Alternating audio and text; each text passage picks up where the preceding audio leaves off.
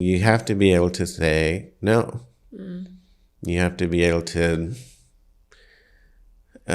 recognize that something's not good for you, or you don't want it, or whatever. You have to kind of have the experience of yourself that that you're worth protecting. Yeah. And that you have a right to protect yourself. And then you have to have the skills, like the self-management skills of the breathing or other things, and physical skills and kind of emotional skill to set a boundary and say, okay, this is as close as you come. Or anything that comes inside of that I don't want, I push it back out.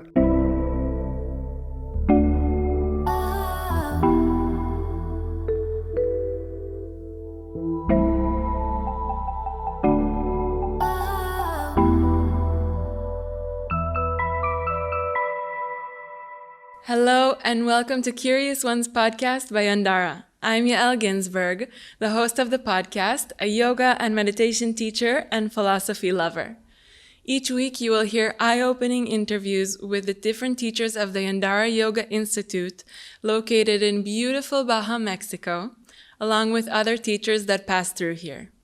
This life-changing knowledge, shared through authentic, heartfelt communication, will help you live a happier, more fulfilled, and connected life.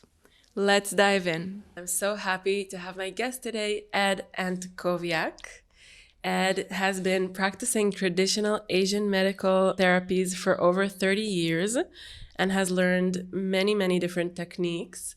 So I think the best person to talk about these techniques is you. So welcome to the podcast, Ed. Thank you. Let's start from explaining the different techniques that you use, because I know there are many, many, many.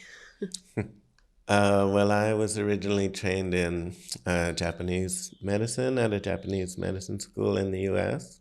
I started as a pretty young man, and in that school, I was trained in kind of Japanese medicine theory, diagnostics, manual therapy, acupuncture, Moxabustion, some movement practices. There we did a lot of Aikido. And part of the point, I believe, of that school was to give us an overview, kind of a framework of what does it mean to be a traditional medicine practitioner, like what kinds of things do you need to know about. And our Japanese teacher there always used to say it would take us at least 10 years to become a beginner, and then if we kept studying, we eventually would become a good practitioner. So when I left there, he kind of gave me a blueprint of like, these are all the things that you should be studying for the next 20 years. And I was very lucky that when I left there, I also found other very high-level teachers of different traditional therapies. I trained with a Native American man for a couple of years in North Carolina. I trained a lot in martial arts, which was something that our Japanese teacher really emphasized also, because the tradition of medicine that he was teaching was very connected to the martial arts of Japan. In what way? Well, among the different kinds of traditions of Asian medicine, there's a pretty strong subcurrent, I guess you could say, of martial arts related medicine schools. So in China, they have Kung Fu, and Japan, they have Judo and Jiu-Jitsu and Aikido. And in other Asian countries too, there's kind of a long history of connection between the martial arts and the medicine. partly because those kind of schools of medicine are the ones that have to do a lot with injuries, trauma of various kinds. Because back in the old days, before x-rays and stuff like that, really every culture had to have some kind of medical practitioner to help with physical injuries. Yeah. And so a lot of what they specialized in was manual diagnostics, manual treatment. Depending on where they came from, they also often would include acupuncture, Moxabustion, herbal medicine, maybe. What is Moxabustion? Moxabustion is moxa is an herb that's used in Chinese medicine, or actually all of Asian medicine. It comes from a plant, in English we call it mugwort. And they prepare it in specific ways, and then they use it normally by burning it to warm up the acupuncture points or to stimulate blood circulation or to affect substances or fluids in the body. Mm-hmm. So it's something that's very closely connected to acupuncture. And depending on where it comes from, like the Chinese use moxa, but they use it in a somewhat different way than the Koreans or the Japanese. So each culture has kind of its own relationship with that. So these different techniques, acupuncture, Moxabustion, Moxabustion. And the other ones that you mentioned were actually originally helping the physical injuries that were happening. So it was the ancient medicine, right? Right. So it was kind of, in the school where I came from, one of the ideas was that when you start as a traditional medicine practitioner, starting with trauma medicine is one of the relatively easier ways to start. Because if somebody gets injured, you know how it happened, you can diagnose the changes in their body, you can monitor the progress of getting better, all those things. So I think in those kinds of trauma medicine traditional schools, that's kind of a starting level. And then as you get better, as you get more sensitive with your hands, as you have time to understand the theories better and all that stuff, you can become a practitioner that can help people in subtler ways. Mm-hmm. When you say trauma, you mean like physical trauma to the body? Yes, as a starting place. Mm-hmm. Like somebody falls and breaks their wrist or twists their ankle or those kind of things are simpler as a beginning medical practitioner to treat than emotional trauma. It's more complicated. Right. Although it's part of the same thing. And of course, they often, if not always, go together. The emotional trauma that happens from receiving the physical trauma. Yeah. Or often there's ways where however the physical trauma happened in a context that also was emotionally traumatizing. Okay. For example. Yeah. Yeah, yesterday you gave me the example, right, of the same injury. Could you elaborate on that? Yeah, for example, so if somebody was, so for example, if two different people came to me with a whiplash injury, for example, to me, the context of how the injury happens is important in the treatment of the injury. Because I'm actually not treating the injury as much as I'm treating the person with the injury. Yeah. So the injury part happens in the context of the person. Mm-hmm. And depending on how the injury happened, there may be other aspects that have to be included in the treatment. Yeah.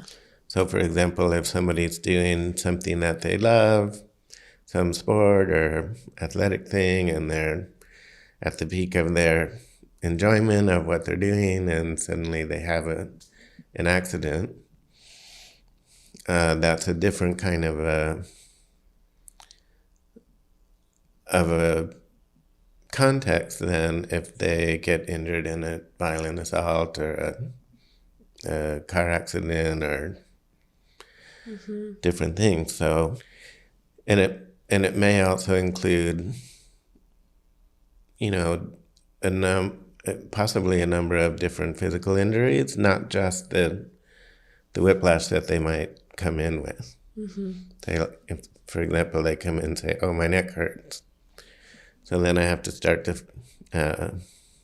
diagnosing and decide, like, okay, what's going on? Is this a whiplash, or is it some other kind of a pain or something like that? And then I want to know the history and the context. Mm-hmm. Like, when did it start? How did it start? What other things were happening around at the time when it started? And mm-hmm. So that's kind of the base level of the tradition that I come from, at least in traditional medicine. Mm-hmm. So physical pain is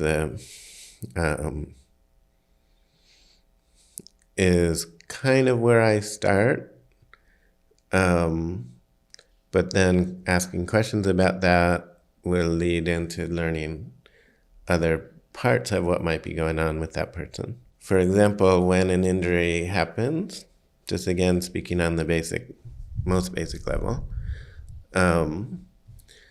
when an injury happens, there's pain at the area, but then there's also a natural response of protecting that area.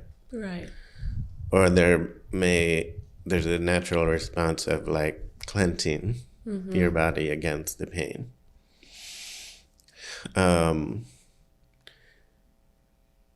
And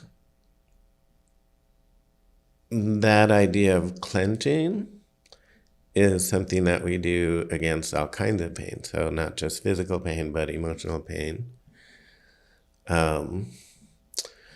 Or other emotions like fear or anger or different mm-hmm. things like that will cause us to have a particular posture mm-hmm. or to contract ourselves in specific ways. Yeah. Depending on the nature of what it is we're responding to. And also our history. So one of the basic principles of the treatments that I do is starting with manual treatment and manual evaluation is to kind of do a thorough scan of somebody's body, looking for patterns of clenching or patterns of contraction or things like that. Part of the beginning is I almost always do manual therapy the first time I see somebody. And partly that's because I want to do the thorough exam, and I want to do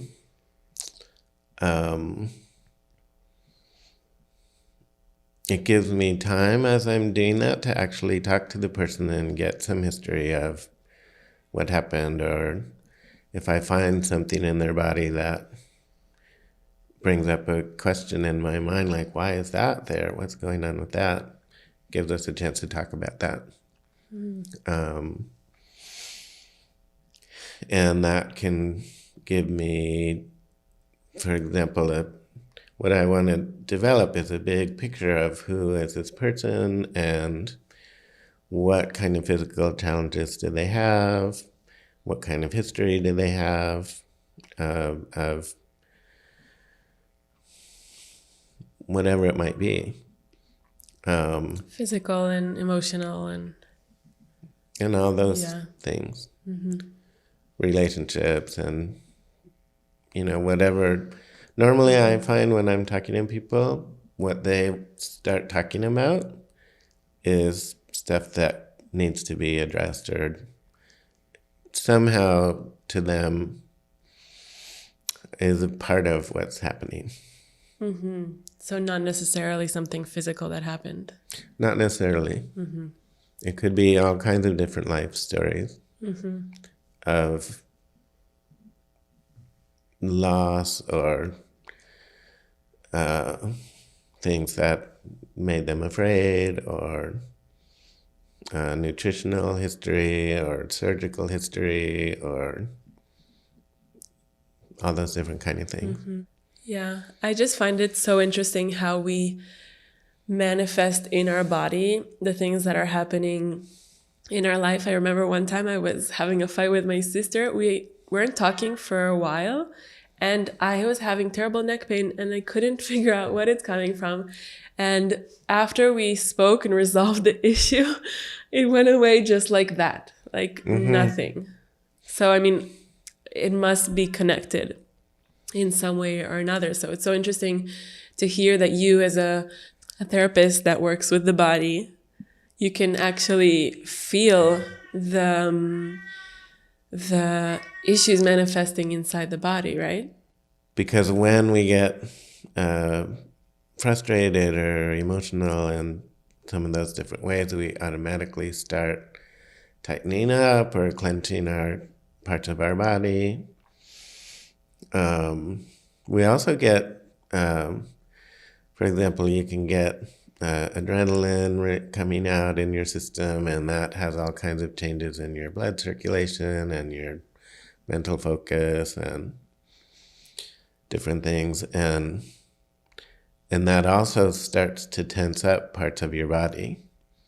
And if you have pre-existing injuries or pre-existing patterns of holding yourself, they'll often just get exacerbated by the emotions and the adrenal hormones and all that other stuff. And often our breathing will change. Lots of different things can happen like that. Wow.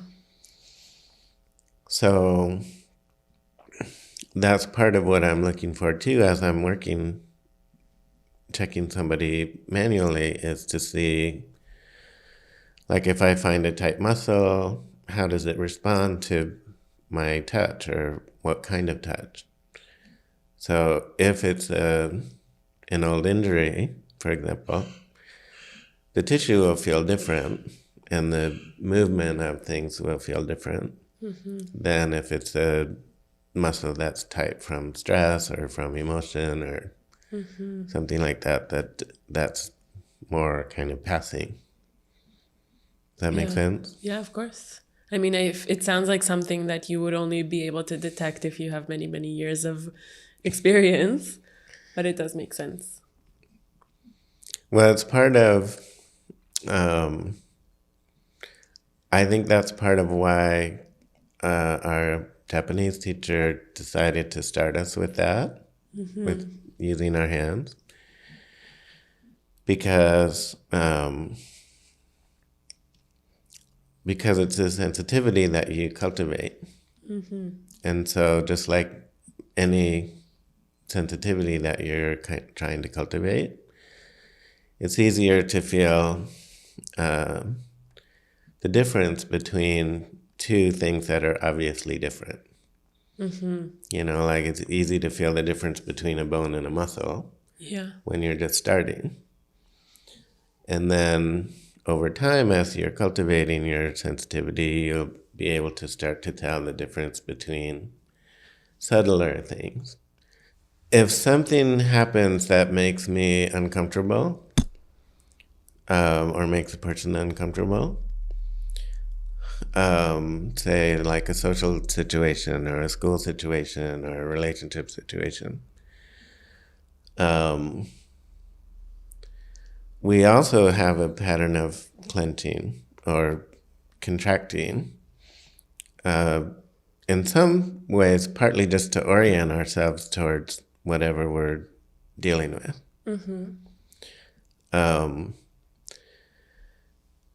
Or sometimes to avoid whatever we might be dealing with. Yeah. So there's ways in our body where we develop habits and patterns of clenching against feeling something, or clenching against certain kind of behaviors. Yeah, protecting ourselves, or kind of choosing how we want to respond to something. And or if we've been traumatized in some way emotionally, or abandonment, or lack of nourishment, or violence, or being yelled at, or whatever, we have ways of clenching around that, and we develop patterns of that. And sometimes those things happen internally, partly because even though we may be feeling stuff like that, we may not want to show it on our face or in our body language. So sometimes for survival reasons. Yeah. So we can develop a lot of internal clenching in our guts or our different organs. That's so interesting, because we all know this feeling of having a knot in our belly, right? The clenching of the belly. Exactly. And so when I started learning about traditional therapies and stuff, actually I started with my Japanese teacher, and we started learning manual therapy in our first week of school, and we started by working in the belly. And that became, it's still central to what I do. It's that I generally always start in the abdomen. So you're trying to kind of see if there's anything out of the ordinary. Right. Hey, I'm quickly interrupting the episode to extend an invitation.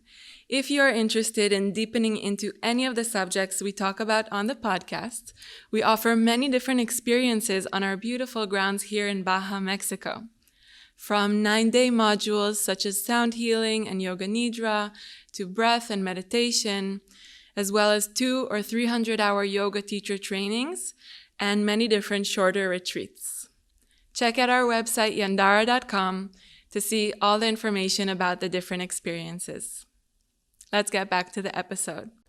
And so for a time, I also spent maybe 10 years as an instructor for a very specialized kind of women's self-defense program. And in that program, we were teaching very practical self-defense skills, which I think are important really for anybody to know.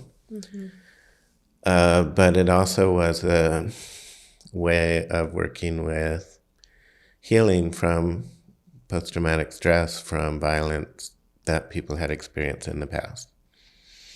And then as a part of that program, one of the things that we started teaching was verbal boundary setting. Like being able to say, no, I don't want that, or no, you can't come any closer, or making decisions like that about boundaries, like, well, you can come closer, but you can stay about that far away. Yeah, I think it's hard for women to do that, because once something happens, you kind of get into this shock state where you don't really know how to respond, and you're not able to even say no. Exactly. And then that's part of the whole fight or flight response that we get with freeze. Fight, flight, and freeze. Yeah, exactly. Right. So, and that's something that we worked with very specifically in that program, was how do you break those patterns once they get started, so that you can be more responsive in the moment, or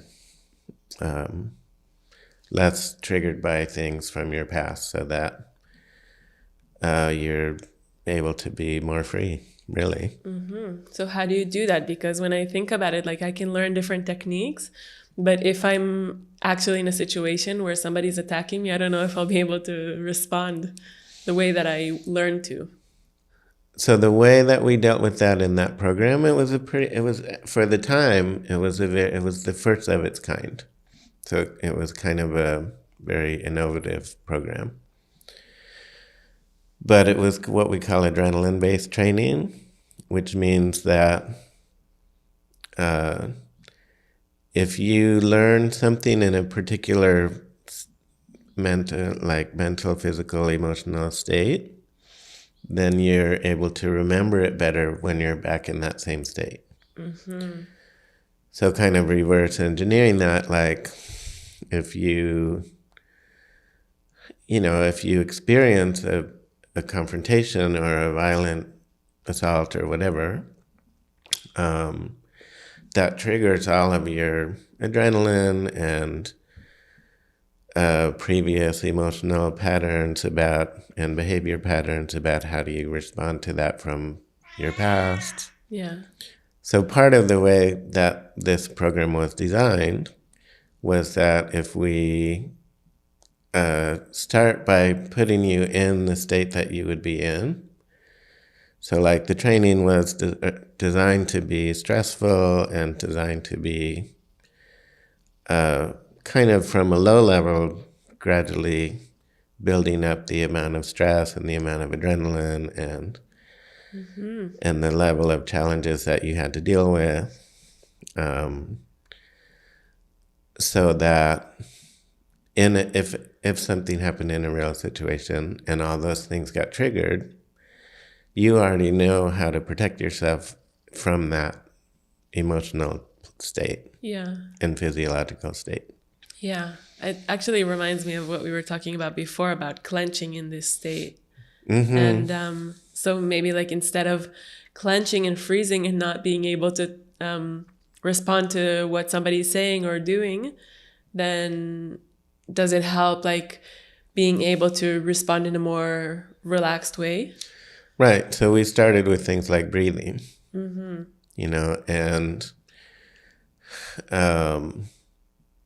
we actually didn't try to not have those things happen. Like we didn't try to not have a freezing response happen or not having what we call a flailing response happen, because those are natural things to happen. So instead we concentrated on how do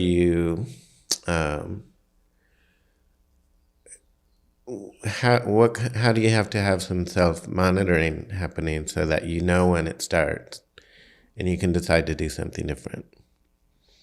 So if you start to feel yourself freezing, take a deep breath. Feel your body, feel your feet on the floor. Look around, see what's around you. Bring yourself into the present and keep breathing so that you don't clench up and lose your capacity. So just as an example, that's some of the things that happened in that program. But also because I taught it for so long and I got to see, I was participating in it and I was working with other instructors as a team. But I was able to see a lot of trauma responses and a lot of, I could literally watch people clench and watch how they clenched. And I could see their, just a lot of those kind of responses. And we did circles in that class, kind of like the satyas here. The sharing. Where people would talk about their experience and talk about what the emotions that came up from it and things like that.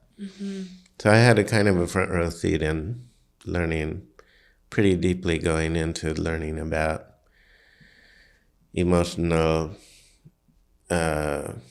trauma and physiological responses to emotional things, and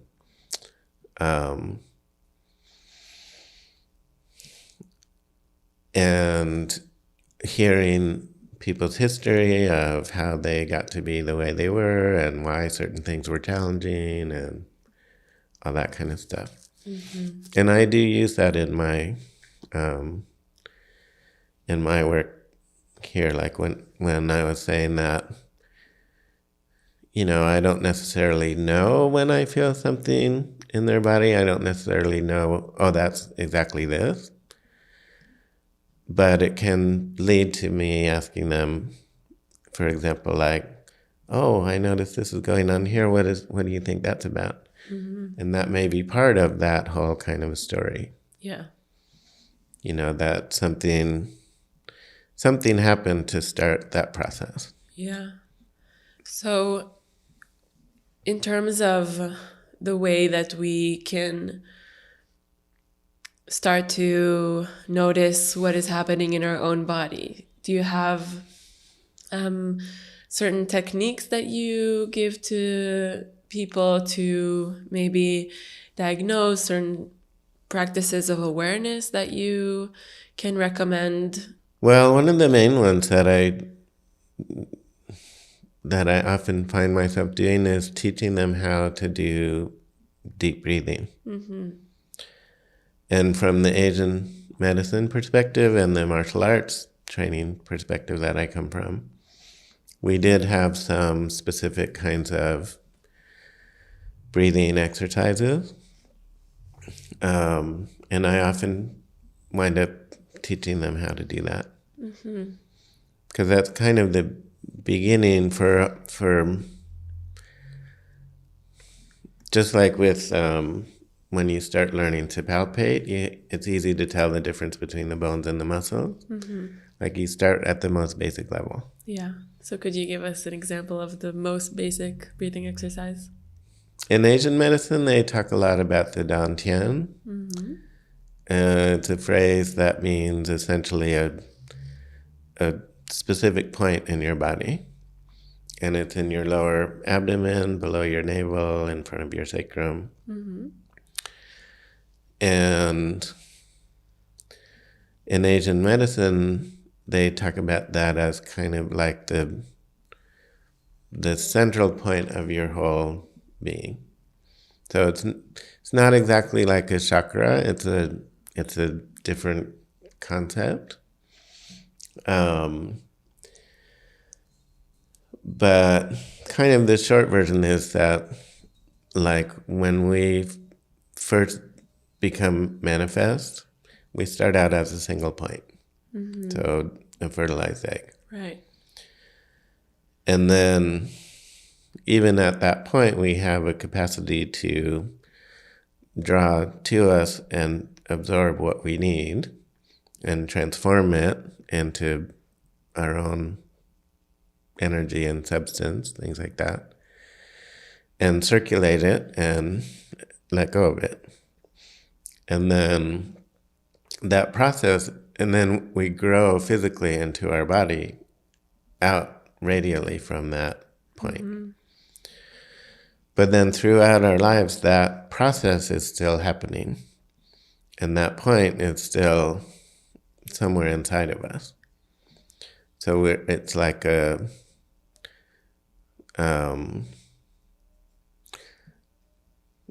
like a central point or vortex even of like where we draw energy to, where we radiate energy from. It's a physical center of our body.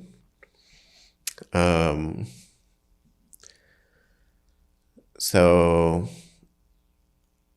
and it's something that you can feel. So you can put your attention into it and feel it. And then the first step of the breathing process that I learned is to start to learn to, it's actually a muscular skill that you can learn or relearn.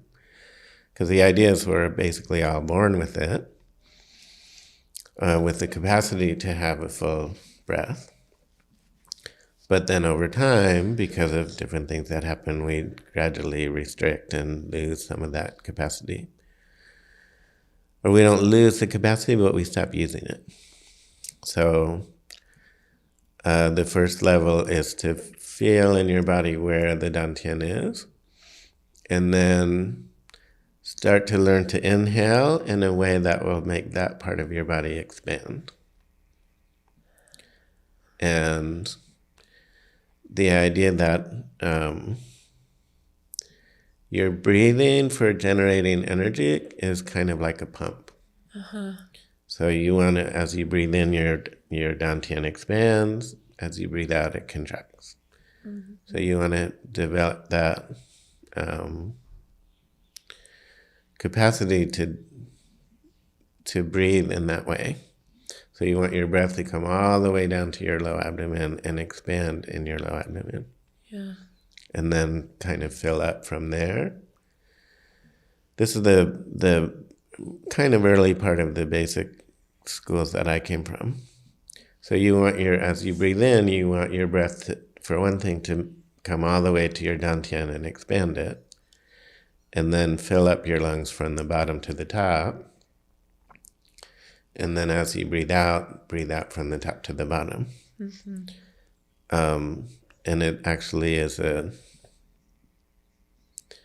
like I said, it's kind of a learned skill. So when I'm working with people, I will actually physically touch them and have them feel the movement that I'm trying to teach them. And this is, of course, just the beginning of the breathing exercises, but this is a technique for self-regulation or self-awareness. What do you recommend this for? It's definitely for both of those things, for self-awareness and self-regulation. There's a tendency as we get stressed for our energy to come higher and higher and higher in our body, and our breath to follow that. So our breath gets shallower and shallower, just breathing in through the upper part of the lungs. So under stress, just reminding yourself to put your attention inside, feel where your dantian is, and take a few breaths, expanding your breath into your dantian and pushing it out, and expanding it and pushing it out. And when I was learning that, I learned that as a part of the martial arts training, and then we used that way of breathing to increase the power of our movement or different things like that. Power of our words. Yeah, even that it's they talk about getting centered. Yeah. And that's part of what that means. Yeah. It's like you can feel your center. Yeah. And you can breathe into it. What I'm thinking about is in these situations where we clench up, where we feel like somebody's crossing a boundary, where we feel like something isn't going in a way that feels good, the connecting to the breath, connecting to this point allows us to respond from a more centered way. And I think that's why it's such a basic practice in those martial arts. Like the ones that I learned that in, I learned that on my first day. Really? It's like, this is how you start. And then as I was continuing to train, that was always a part of the movement practice. Yeah. Like you breathe in as you move one way, you breathe out as you move another way. Makes sense. It connects to a lot of what I know from the Hindu philosophy, from the yoga philosophy as well. I would love to go back to what you started talking about, the boundaries that we set. So could you expand on that, please? Well, that kind of brings me back to the martial arts part again. So in the old school martial arts training, and in the self-defense program that I used to teach, one of the basic the entry-level position, kind of, or the basic position, is you have to be able to say no. You have to be able to recognize that something's not good for you, or you don't want it, or whatever. You have to kind of have the experience of yourself that you that you're worth protecting, and that you have a right to protect yourself. And then you have to have the skills, like the self-management skills of the breathing or other things, and physical skills and kind of emotional skill to set a boundary and say, okay, this is as close as you come, or anything that comes inside of that I don't want, I push it back out. Outside of that. I feel like a lot of us still need to learn how to do that. Yeah, I think that was one of the most valuable parts of that self-defense program. And it does translate into physical health, because if we're constantly letting things come in that are not good for us, and we know it, and we don't want it, but we still let it in anyways, eventually we're going to get sick from it. So that's kind of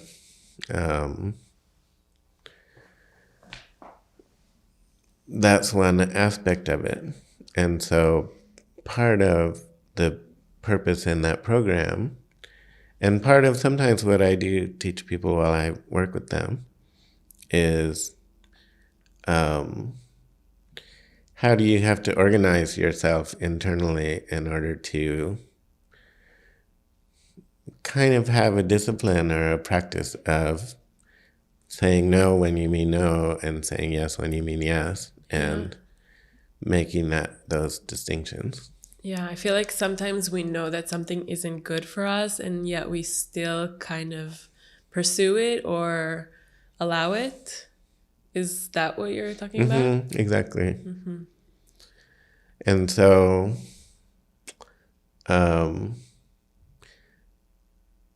just in principle, that was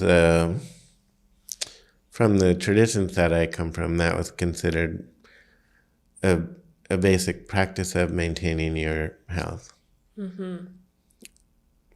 Is just like breathing, just like nutrition, just like other kinds of self-care. Being clear about and setting and reinforcing your boundaries is a basic self-care kind of skill. That totally makes sense, because it's true. Like, if we do allow people to cross our boundaries over and over, I mean, as you said, we get sick. So it just makes sense that it's a natural part of the way that we take care of ourselves. So how did you teach people to do that? In that program, we started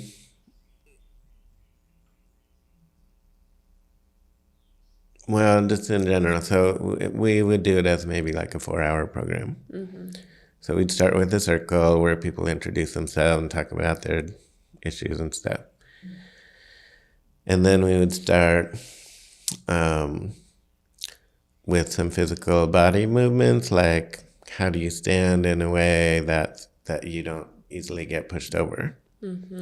And how do you use your breath in that stance in a way to ground yourself and make yourself solid? And we did some testing things to make sure that students were actually doing it. So forming the physical stability in order to have the mental stability. Right. And then we would teach them the breathing, and then we would teach them to yell no. And even that was often challenging for them.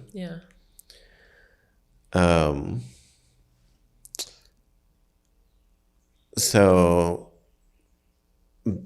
but basic. You have to be able to say no with your full voice and your full body. Anybody listening, practice this a little. No. Right. In a strong way where Yeah. you believe yourself Yeah. that I'm saying no and I mean it. Yeah, not like a timid no, but like a real no. Yeah. Yeah. And then we had a kind of a series of exercises where we would practice walking through, like, okay, what does your boundary system look like? How, what does it look like a foot and a half away and 3 feet away and 8 feet away and 10 feet away? So we have practices of somebody approaching and how do you set boundaries at different places, just so that they would get repetition and practicing over and over. So practicing over and over, that's important as well. So maybe starting with like small things, right? Exactly. I have a friend that wants to get coffee. It's easy to say no. So when you mean it, just practice saying no on small things. Yeah. Right. Like you said, when you mean it. So part of it is checking in with yourself and deciding, is this a yes or a no for me? And if it's a no, say no. Yeah. And practicing, I think it's important to practice on the things that are fairly easy to do, so that when an important one comes up, you have this place of knowing in your body if it's a yes or a no. Yeah. It was a program that once you went through it and you learned each of the steps and you practiced them and you got to where you could do it under stress, then you had it. Yeah. Amazing. I think that's so interesting that by learning how things are in our physical body, we're more able to do it in the subtle levels of our being, which is, I feel like, the theme of this conversation. Cool. Well, let's go to the closing curiosity questions. I think we have a lot of information here. These are questions that I end each episode with. First one is, what is something that you've changed your mind about? So one of the things that is important to the work that I do is my listening skills. So one of the things that I've cultivated with that over the years is kind of my capacity to listen without judgment, or how to listen to and for gathering information instead of necessarily for responding. So, for example, over the years, there's been times when I had certain very strong ideas about the way that things were and the way they were supposed to be. To the point, I think, where I would be very judgmental sometimes of other people in certain circumstances. But partly through my work and partly through kind of self-reflection, I feel like I had to change my mind in certain ways about how I listen to people.